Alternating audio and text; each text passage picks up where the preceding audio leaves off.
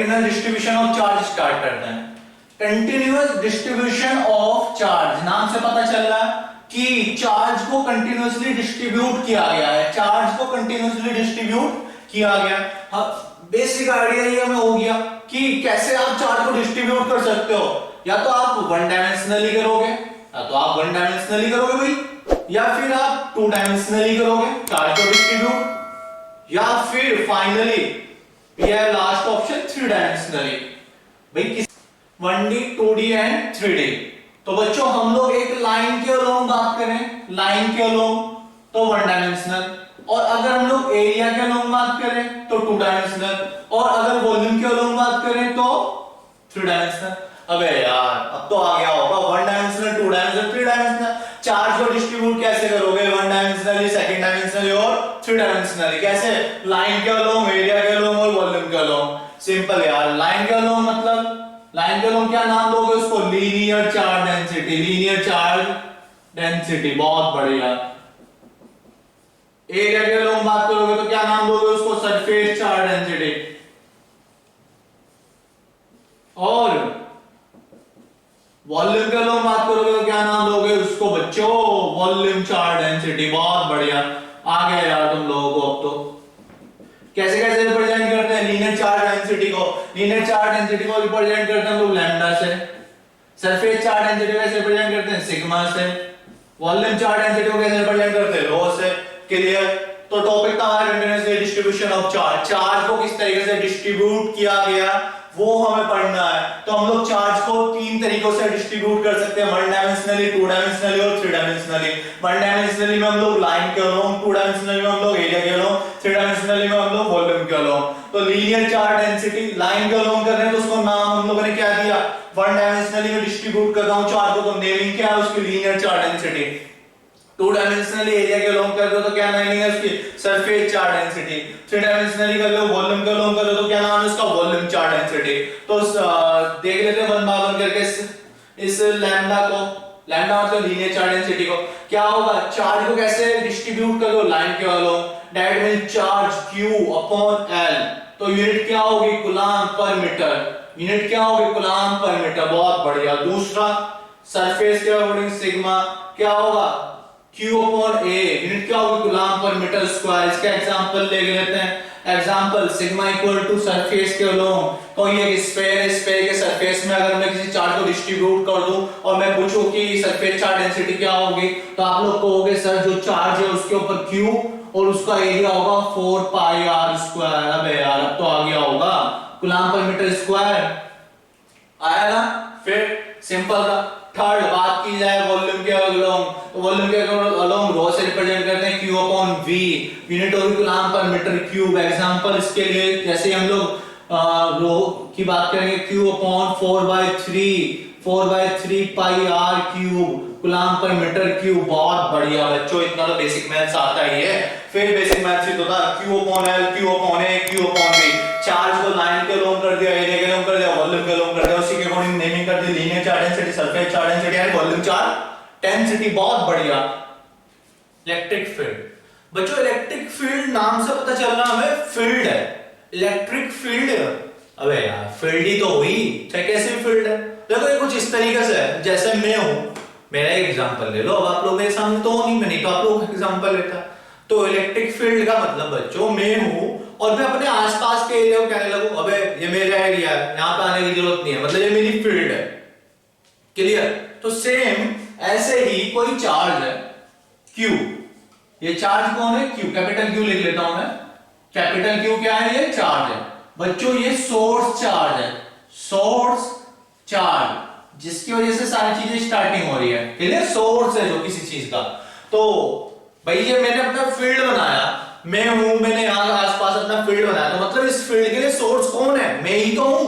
तो इसलिए मैंने चार्ज के आगे क्या लिख दिया, सोर्स चार्ज। इस चार्ज ने कहा कि ये इतना एरिया, ये मैं डॉटेड डॉटेड करके एक स्पेस बना लेता हूं, ये मेरा एरिया है, ये मेरी फील्ड है। इस सोर्स चार्ज ने कहा। अब बच्चों हमें पता कैसे चलेगा, अब तुम्हें ये बात कैसे पता चलेगी, तुम लोग मेरे एरिया में आओगे तभी तो मैं तुम लोगों को वार्न करूंगा।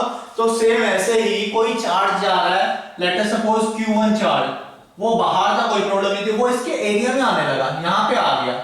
तो Q1 चार्ज पे कुछ ना कुछ सोर्स चार्ज का इफेक्ट होगा, उसी को इलेक्ट्रिक फील्ड कहते हैं। ये सोर्स चार्ज Q1 चार्ज पे कुछ ना कुछ इफेक्ट डालेगा।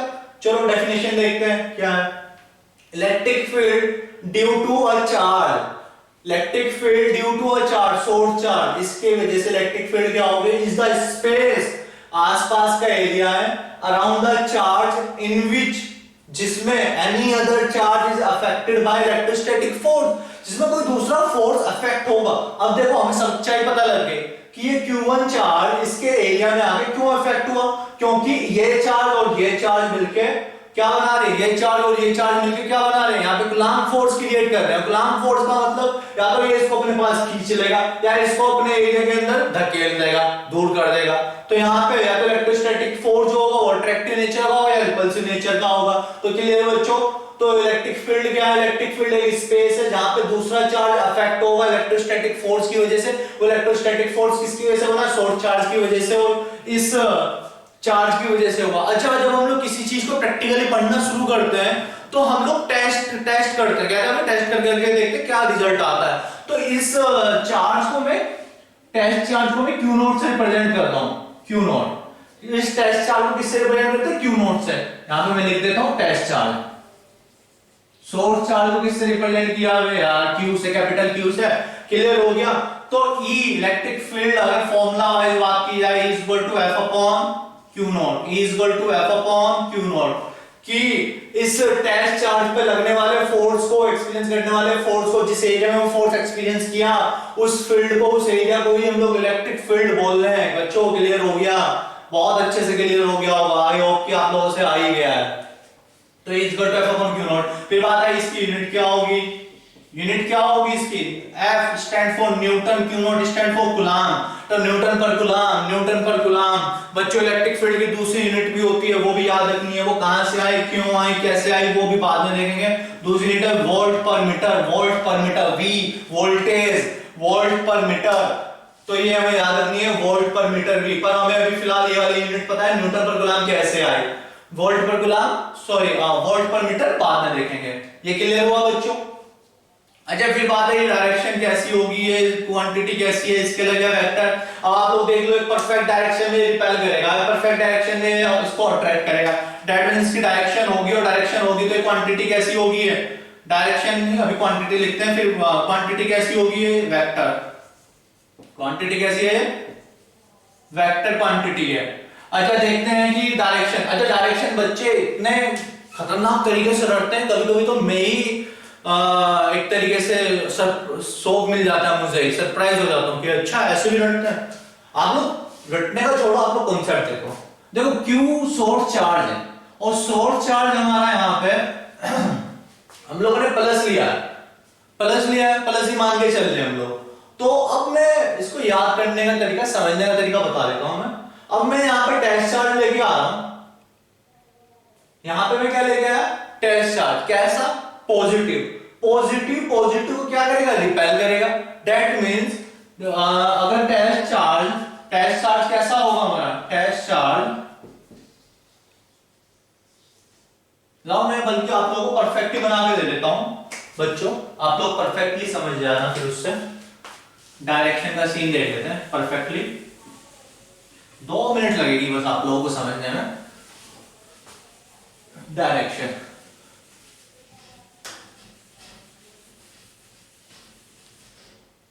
देखो डायरेक्शन बताता हूं। Q0 के लिए ये प्लस Q0 है टेस्ट का, तो इसकी डायरेक्शन इलेक्ट्रिक फील्ड कैसी होगी, प्लस की वजह से आउटवर्ड। क्लियर। और अगर मैं माइनस Q0 ले लूं और मैं कहूं इलेक्ट्रिक फील्ड लाइन शो करनी है, इलेक्ट्रिक फील्ड शो करना है बच्चों, these are the electric field lines, these are the electric field lines. कैसी होगी, अट्रैक्ट करने वाली। ये कैसी होगी, अट्रैक्ट करेगी ये। क्लियर। तो पॉजिटिव चार्ज की वजह से इलेक्ट्रिक फील्ड लाइंस कैसी होगी, आउटवर्ड, और नेगेटिव चार्ज की वजह से कैसी होगी electric field lines, inward. Clear बच्चों। ये ऐसा क्यों, क्योंकि हमारा जो सोर्स चार्ज है Q0, कैपिटल लिखते हैं कोई बात, फिर आप लोगों को सही तरीके से बताता हूं। माइनस क्यू और प्लस क्यू। जो हमारा सोर्स चार्ज है, एक बार फिर से देखना, सोर्स चार्ज कैसा है प्लस, यहां पे हमारा सोर्स चार्ज कैसा है, सोर्स चार्ज कैसा है हमारा माइनस।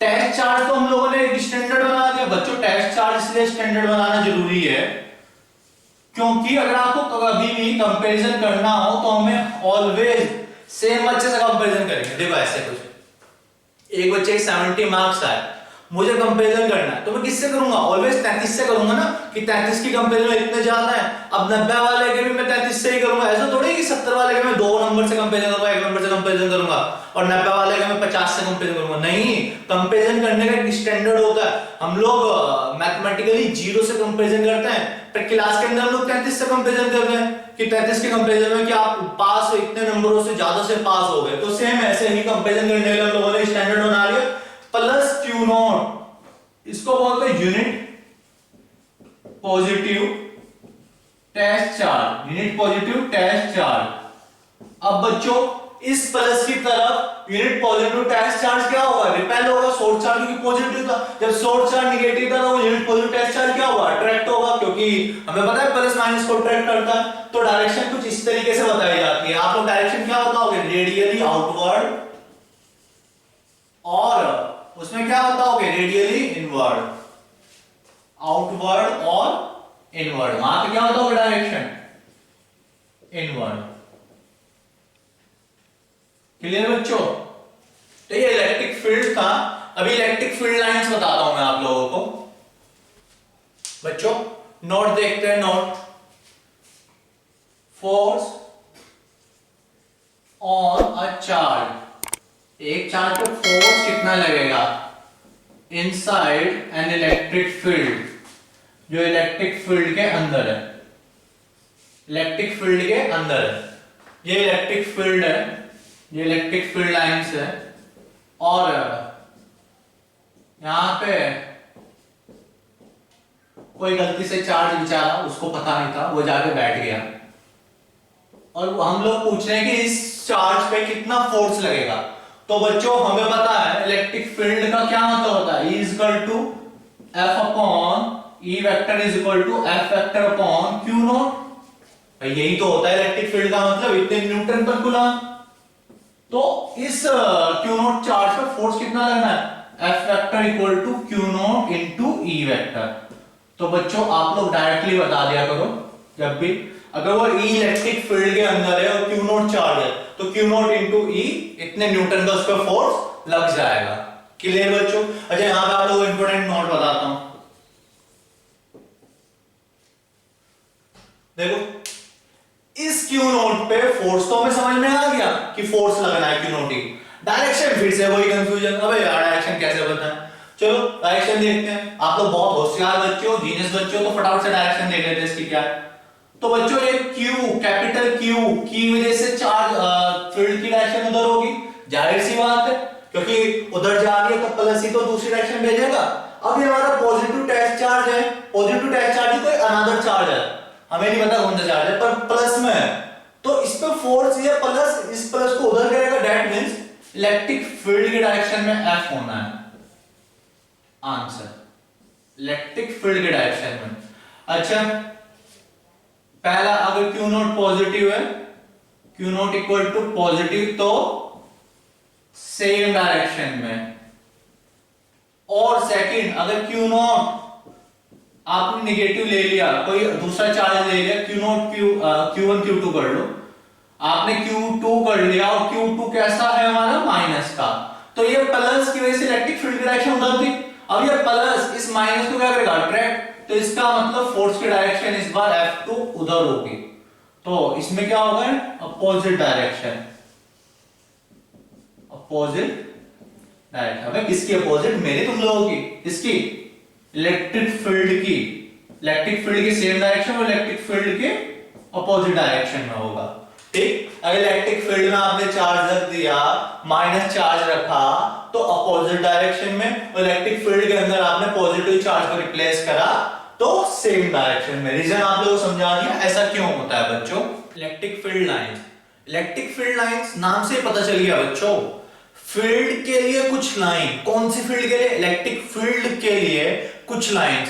दैट मींस अगर मुझे इलेक्ट्रिक फील्ड को रिप्रेजेंट करना है, अगर मुझे इलेक्ट्रिक फील्ड को रिप्रेजेंट करना है तो उन फील्ड को रिप्रेजेंट करने के लिए, इलेक्ट्रिक फील्ड को रिप्रेजेंट करने के लिए कुछ लाइंस होंगी जिसको मैं देख सकता हूं, और उसी को इलेक्ट्रिक फील्ड लाइंस कहते हैं। देखो electric field lines is the path, बोला था ना मैंने, लाइन मतलब वो पाथ है along which a unit positive test charge would move if it is free to do so।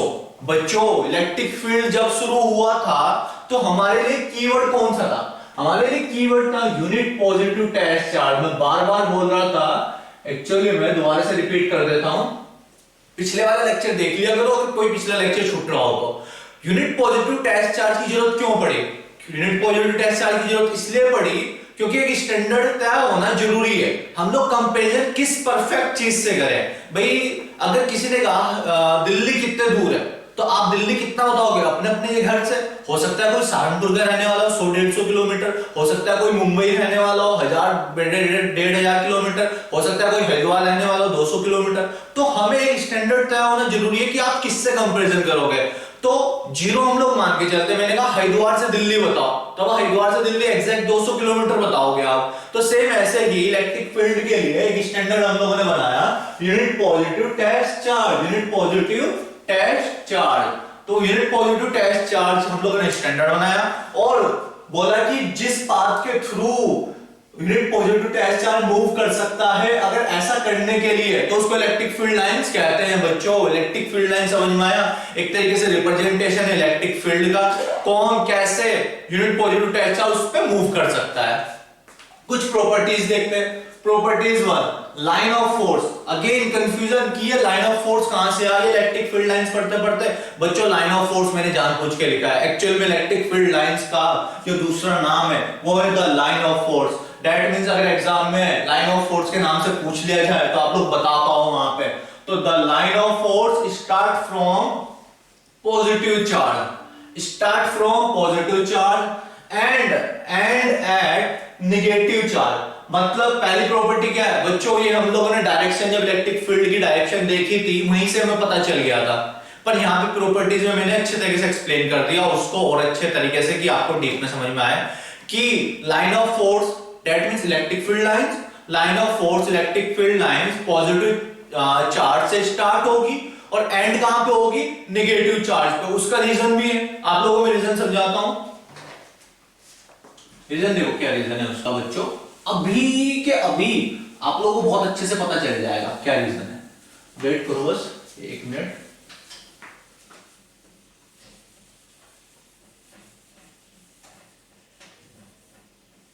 देखो बच्चों हमें पता है, हमें क्या पता है कि पॉजिटिव चार्ज से, ये पॉजिटिव चार्ज है, ये नेगेटिव चार्ज है, पॉजिटिव चार्ज से इलेक्ट्रिक फील्ड लाइंस बाहर की ओर जाती है। ये देखो बाहर की ओर जाती है ना, तो एरो की उधर, ये हम लोग पहले वाले लेक्चर में सीख चुके हैं। और नेगेटिव से अंदर की ओर जाती है तो एरो की अंदर। देख रहे हो बच्चों?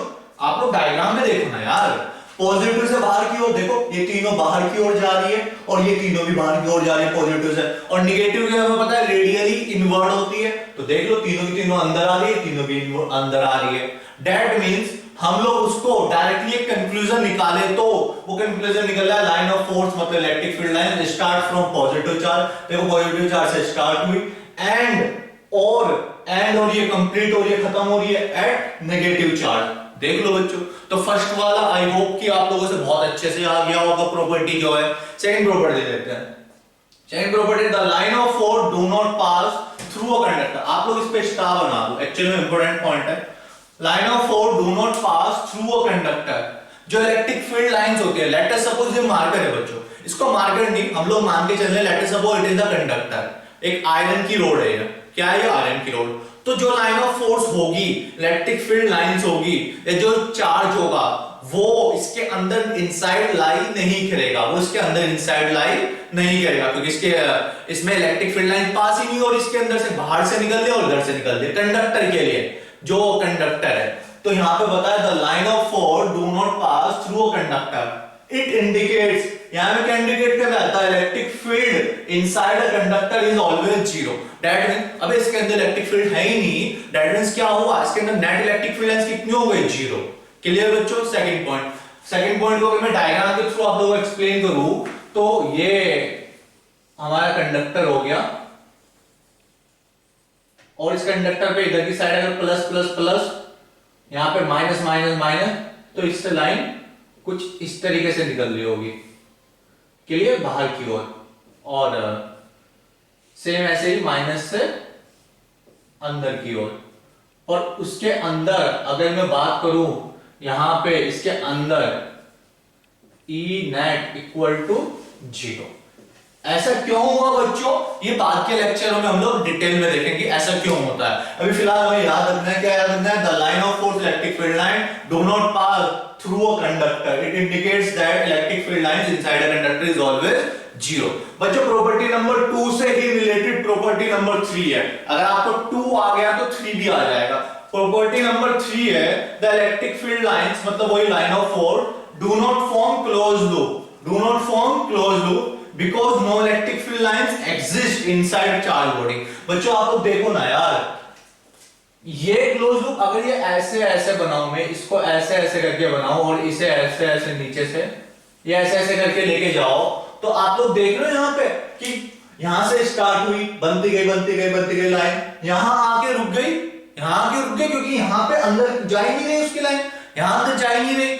That's why यहाँ पे लिखा हुआ electric field line do not form close loop. ये क्लोज लूप तब होता है जब वो जहां से स्टार्ट हुई वहीं पे कंप्लीट हो जाए। आप लोगों को पता है ना क्लोज का क्या मतलब होता है, आपका स्टार्टिंग पॉइंट और फाइनल पॉइंट। अबे यार स्टार्टिंग और इनिशियल सेम होगा तभी तो क्लोज होगा। इससे शुरू किया, घूम फिर के यहाँ पे आया, फिर यहाँ पे आके वापस इसी पे आ गया, घर से चले, घर से स्कूल गए, स्कूल से वापस घर आए, तभी तो क्लोज होगा कि क्लोज कर लिया आपने। घर से जाके वापस आए नहीं तो क्लोज कहां होगा, तो आप ओपन हो भाई, वहां तक तो पहुंचे ही नहीं, क्लोज कब होगा, यहां से स्टार्ट किया वहीं पे खत्म हो रहा है। क्लियर? तो ये क्यों नहीं हो पा रहा, क्योंकि electric field inside a conductor zero होती है। क्लियर बच्चों? ये एक नंबर में क्वेश्चन बहुत पूछा जाता है, बहुत फेमस क्वेश्चन है।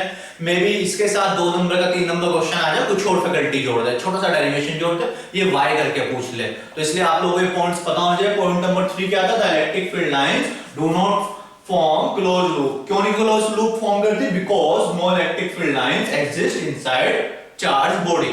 क्लियर बच्चों? प्रॉपर्टी नंबर 4, बच्चों जो प्रॉपर्टी नंबर 4 है वो भी अपने आप में एक रोल प्ले करती है, वो देखते हैं कैसे।